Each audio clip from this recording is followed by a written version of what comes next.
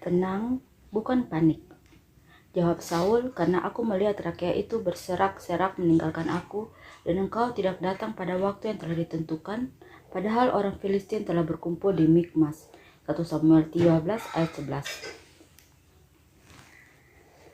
Saya bisa berenang meski agak terlambat, tapi ini lebih baik daripada tak bisa berenang sama sekali. Pernah suatu kali ketika saya dan teman-teman melakukan wisata susur gua, di ujung perhentian, kita semua harus berenang mencapai seberang. Jaraknya tak begitu jauh, tak lebih dari 100 meter. Tapi aliran sungai dalam gua itu pasti dalam.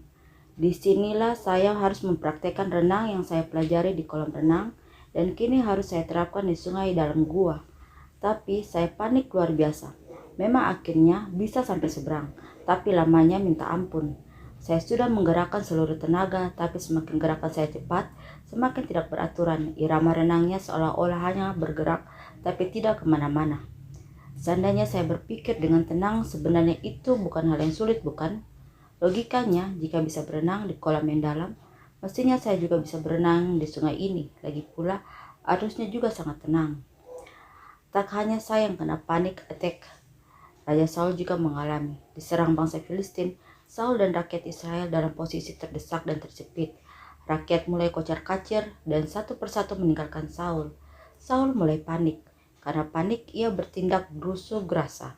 Dengan lancang, Saul mempersembahkan korban yang mana harusnya hanya Samuel yang boleh melakukannya. Panik membuat kita tidak bisa jernih dalam melihat masalah yang sebenarnya. Masalahnya sebenarnya biasa, kita besar-besarkan seolah-olah itu masalah hidup matinya kita. Kalau sudah begini, kita pun jadi gerasa gerusu dalam mengambil keputusan. Karena buru-buru, keputusan pun jadi ngawur, bin ngaco. Dengan keputusan seperti ini, keadaan tidak bertambah baik tapi malah bertambah ruwet. Lawan dari panik adalah tenang. Kedewasaan seseorang akan terlihat dari ketenangan dalam menghadapi segala sesuatu, terutama terlihat ketika menghadapi masalah. Bukan gerasa gerusu, tapi memilih untuk tetap berpikir jernih supaya bisa mengambil keputusan yang tepat. Orang yang tenang bisa lebih fokus melihat keadaan yang sebenar-benarnya dan bagaimana melihat solusi terbaik untuk masalahnya itu. Jadilah tenang. Kedewasaan seseorang akan terlihat dari ketenangannya dalam menghadapi segala sesuatu.